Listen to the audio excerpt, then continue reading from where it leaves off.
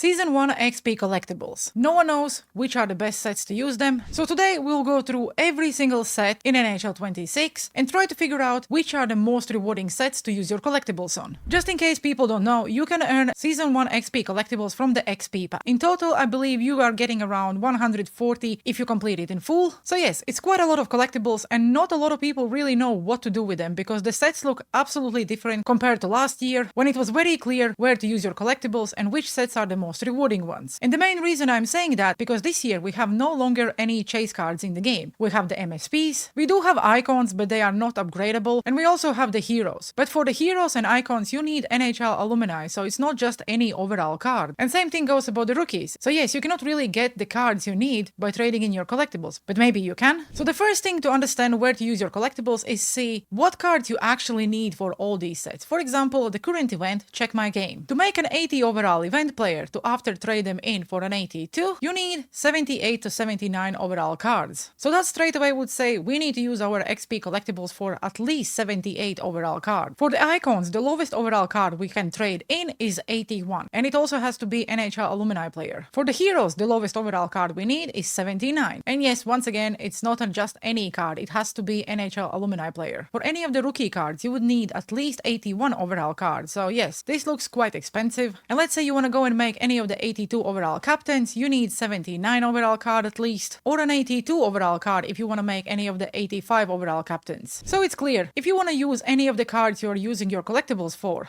any of the sets, the lowest overall card we need is a 78. But another thing to keep in mind is let's look in the auction house to see what are the actual costs for any of the overalls. And if I start with 75 overall cards, the lowest price for them in the auction house will be 700 coins. So yes, keep that in mind because we will need this information. Where if I look at 77 to 78 overall cards, the cheapest ones are currently going on auction house for 500 coins. And the 78s will go for 1,300 coins because you can use them in event sets. So that's why they are the most expensive card you can potentially pull if we are not talking about anything 80 and above. 79s are also going for pretty much the same value, 1,350. So yes, let's say it also goes for the same 1,300 coins. I think now when we established what are the prices in the auction house and what cards we actually need to use for any of the sets, if we go over to the next P set, we can see that there are various different options where you can use your collectibles. And yes, they actually cost you quite a lot because, for example, even if we look at this 575 plus, and yes, I know there is a possibility you're pulling something higher than 75, but let's assume it's EA and you only get 575s. And if you sell them for 500 coins, that's basically 2,500 coins you can earn by trading in 16 collectibles. I personally don't think this set is really worth it. I also would not risk my collectibles for these legendary packs because yes, you may potentially pull something good, but it's only one pack. If you're someone like me who likes opening packs every single day, I always go for not the most expensive pack, also not the most cheapest, something what gives me value with a good opportunity. Then I can also pull something higher than an actual overall what the pack actually would give you. Let's say if it's 75 plus, maybe I pull something higher, but I would not really risk for 75 pluses. I also would not risk for legendary pack, elite pack, which potentially could be a good value because 20 collectibles, but still same about the superior pack, prime pack or premium pack. But in the prior years we were used to go for a guaranteed overall we can actually use. For example, this 77 plus. If you trade in 8 collectibles, it will give you one card. Yes, it's only one card and it's a 77 plus. You could potentially pull something higher, but let's always assume that you don't. 8 collectibles would give you 500 coins basically. So again, would not really recommend if you're going after the guaranteed value. And the next set is where you need to trade in 15 collectibles for 79 plus. This is probably, in my opinion, the best value, at least for the overalls. I'm not talking about the sets where you can use your collectibles for packs because it's always a gamble and you can potentially pull something. Where this one, 15 collectibles is guaranteeing me at least 179. Worst case scenario, that player can be used in any sets, but there is a good possibility then I can actually use that player in my team as well. I only don't like that this is not a choice pack because you're only getting one random player. The next pack probably will give you the most coins because it's an 81 plus, but once again, you're only getting one random player. And if I go back to the, let's say, NHL 25, we was always using our collectibles for the choice packs because that guaranteed then there is a bigger possibility if you actually pulling something usable or at least something you can sell. I would definitely not recommend this 77 or 82 chance player pack because I can bet that most of us will probably get a 77 or 78. Now when I'm getting to the choice packs, the first one is 12 collectibles 75 plus choice packs. So this is what we was used last year. Again, it's a 75, so I probably would not risk it. The first usable one is 77 plus, but it would cost you 25 collectibles. In my opinion, quite expensive expensive one, where obviously the best one is 55 collectibles for a 79 plus. This is actually ridiculous how much it cost. I know they made an XP path longer, so you are earning a lot of other packs during your grind, but we were always used and you could get a lot of packs by just trading in, let's say, 10 collectibles each season every single time and get one good pack where you could potentially pull something good or at least make some coins. This year, at least the season 1, the sets don't look very good. If I will go with 575 pluses, yes, I could pull something higher. But during the Fresh Ice event, I traded in my 5 collectibles for multiple 75s and I never pulled anything higher than 78. So yes, if you like just gambling and go with your collectibles to risk it, you can go and do this. So I currently have 14 collectibles. I want to go and make one base pack, one prime pack, and one premium pack. I don't really think we will pull any insane cards out of these sets, so I will try to get as much coins as I can out of all these sets to see which ones are the best. After I will do the superior pack once I have more collectibles, I want to also try to do elite pack and basically pretty much try every single set to find out which is the best value. But now look at the collectibles I traded in. Base pack gives me 175, so this straight away basically one collectible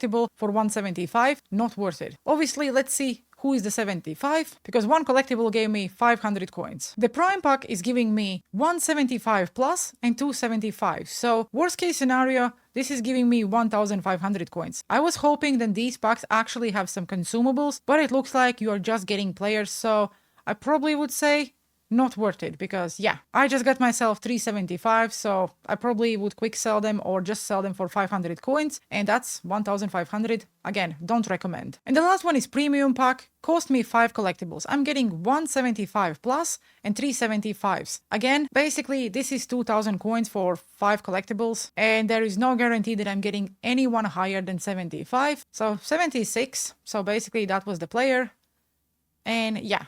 This one gave me 2,000 coins. So if EA not release any sets where we need 75s or 76s, I would really not recommend you trade in anything for the base pack, prime pack, or even premium pack. I will see what the superior pack looks like, but I have a feeling that it also will not look very good. That means we probably will need to save for elite pack or any of these packs. I probably will go with the same logic as I did last year, 79 plus for 15 collectibles, and yes, it's only one player, and I said I probably will not go after only one player, but at least this player can be used in any sets. Everything else you just saw I got from those cheap packs is not even usable, so it's pretty much a quick sell value, or you just can post it in the auction house to see if anyone buys it. 81 also looks really good, so yeah, I probably will be saving my collectibles for 79 plus and see what I can pull. I know the overalls will go up as the year progresses, and also we'll probably see various different rewards, but if you look at the sets, I'm actually not impressed. I was hoping for something a little bit better, because if you're grinding the game, and yes, I know you're getting 76 pluses, you're getting some 80 overalls, and also various different packs, but there is really no description. It only says contains 6 players. Are they 75 overall, or they are something higher? Considering it's tier 18, I'm probably expecting at least 77, but we will need to wait and see. But the thing I'm trying to say is that yes, you will be getting a lot of fodder, but at the moment it does not look like any of this fodder can actually be used. 76 plus. What if you only pull 76s? You cannot use these cards for any of the sets, and you basically need to grind and wait for something like this, for example, at tier 26, where you can get a choice pack 79 plus. This is actually usable. Everything before that, if we go worst case scenario, it's not worth the grind. The collectibles also, if you're not making 79 pluses, I probably would say it's not worth the collectibles as well. But that's my opinion. So I will use my collectibles for 79 plus, and yes, it's only one card, but who knows, maybe I pull something good. Let me know down in the comment sections below. Which sets do you think are the most rewarding ones? Where are you using your collectibles? I'm really curious to see what everyone thinks about actual sets for the collectibles. Do you think they are good? Do you think they are rewarding enough? Or you think NHL 25 sets, even in season 1, was much better? But keep in mind that last year we at least could use some of the lower overall cards for X Factors or hologram icons. There is no use for anything between 75 and 77, because the highest overall card we can use in any set is 78. So yes, not looking very promising. But once everyone completes the XP path, maybe we will end up with a lot of cards, and maybe it actually does not look that bad. But now when I'm done with the yapping and talking about which sets I believe you should be using your collectibles, and also asking you which sets would you recommend, I hope you enjoyed today's video. If you do, please make sure you like and subscribe. It's absolutely free, does not take you a lot of time, but it would massively help me with the YouTube algorithm and also would make me smile. As always guys, I really appreciate you watching, have a good one, and see you on the ice.